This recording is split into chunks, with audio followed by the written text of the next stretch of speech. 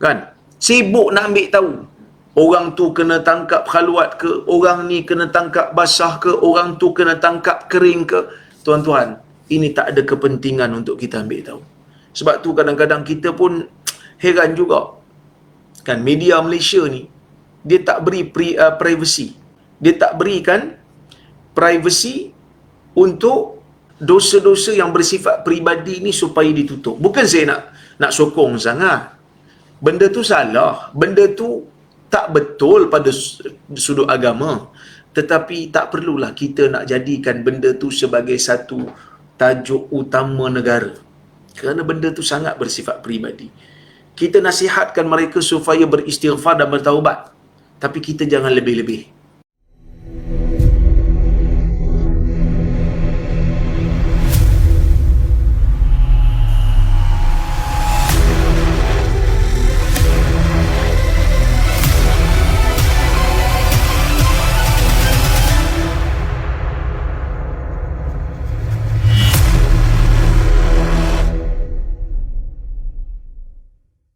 Apa yang ada dalam bulan Ramadan ni? Yang pertama, bulan Ramadan ni ada satu keistimewaan yang tak ada pada bulan lain. Apa dia? Bulan ni adanya ibadah puasa.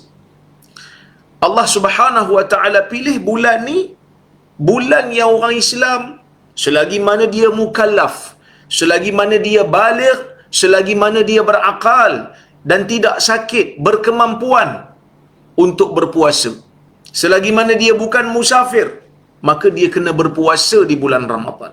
Allah Ta'ala pilih bulan ni untuk jadi bulan yang orang Islam ni tahan diri dia daripada makan, daripada minum dan juga daripada melayan syahwatnya.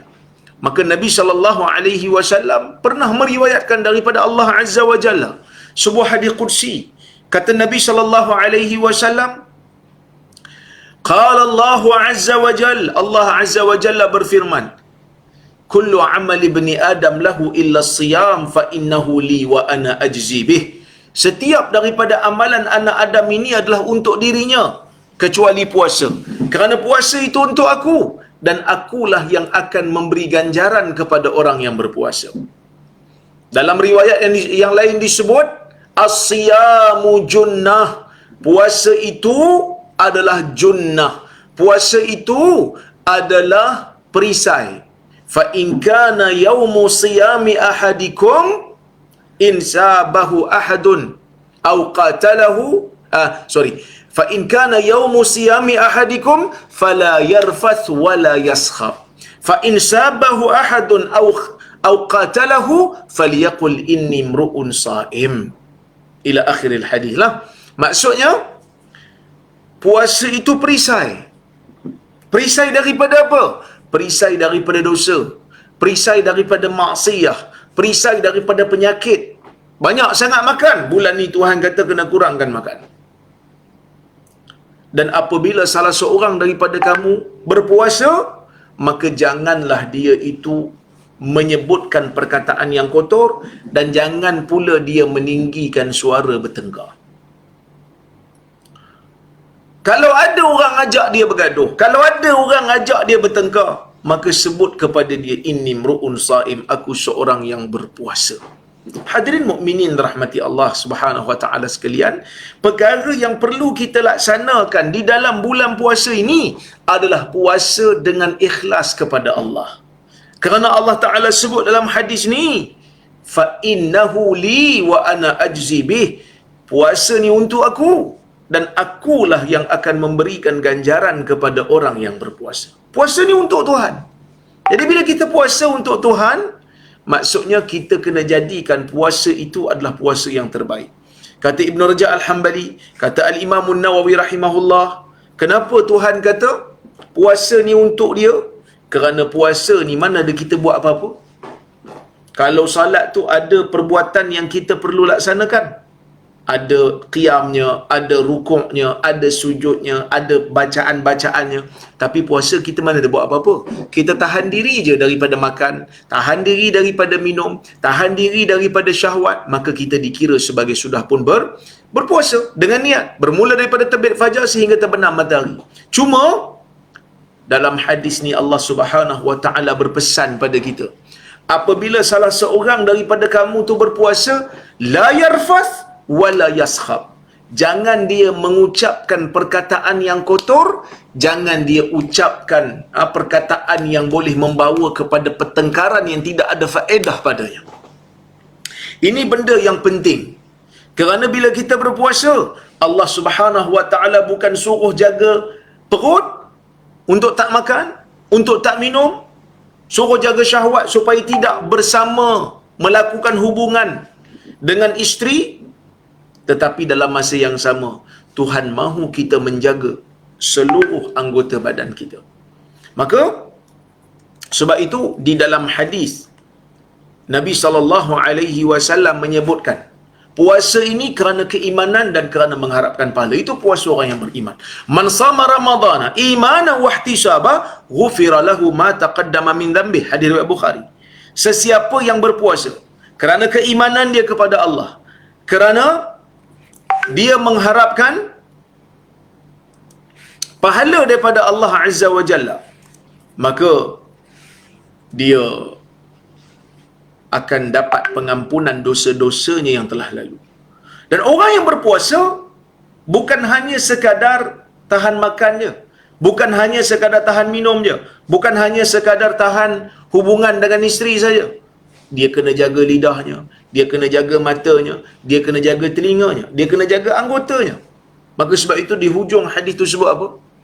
Fa in sabahu ahadun aw qatalahu falyaqul inni mru'un sha'im.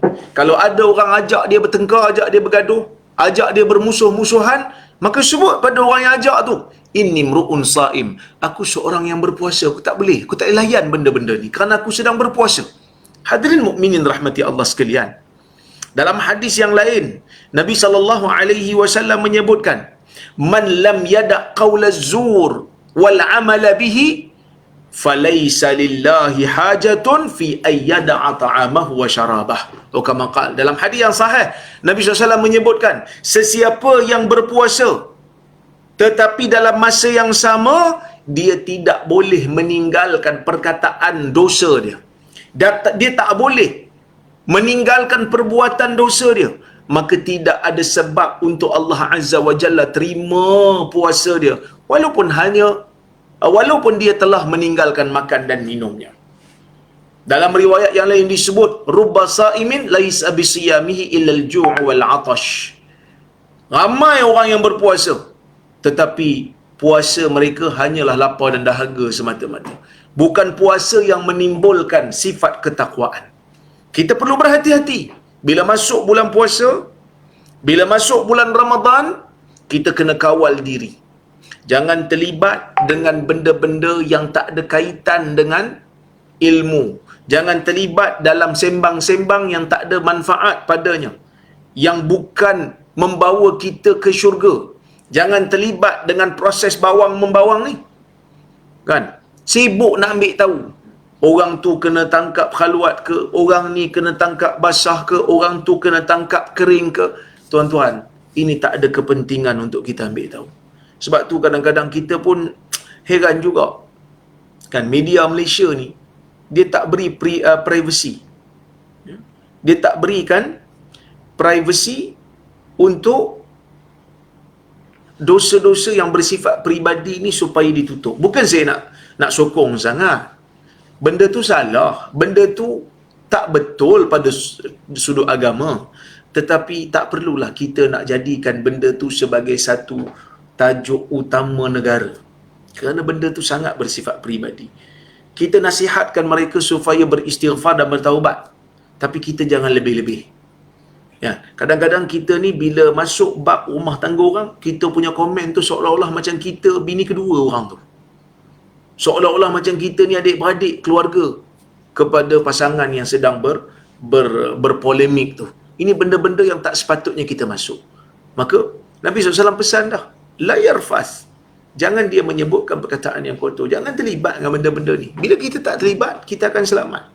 Banyak lagi benda yang penting dalam dunia ni yang perlu kita ambil tahu, yang perlu kita masuk campur. Kuliah-kuliah agama, tadarus, banyak di bulan puasa ni. Kita tak nak ambil peluang pun, tapi kita ambil peluang dalam perkara-perkara yang salah. Kan? Sekali lagi saya jelaskan. Bukan saya menyokong perbuatan maksiat pada Allah, tidak. Perbuatan tu perbuatan maksiat. Tetapi jangan masuk campur dalam urusan peribadi orang. Bahkan kadang-kadang menuduh orang tanpa membawa 4 orang saksi. Kita tak boleh tuduh orang ni berzina ke apa ke tanpa bawa 4 orang saksi. Kadang-kadang kita rasa kita puasa, tapi dalam masa yang sama kita telah melakukan perkara yang qazaf. Kita dah lakukan perkara dosa besar. Kerana tuduh orang tanpa bawa, tuduh orang berzina tak bawa 4 orang saksi. Bahaya, tuan-tuan. Dosa besar. Boleh kena sebat 80 kali. Hukuman hudud. Jadi sebab itu hati-hati. Hati-hati. Jangan termasuk dalam perkara ni.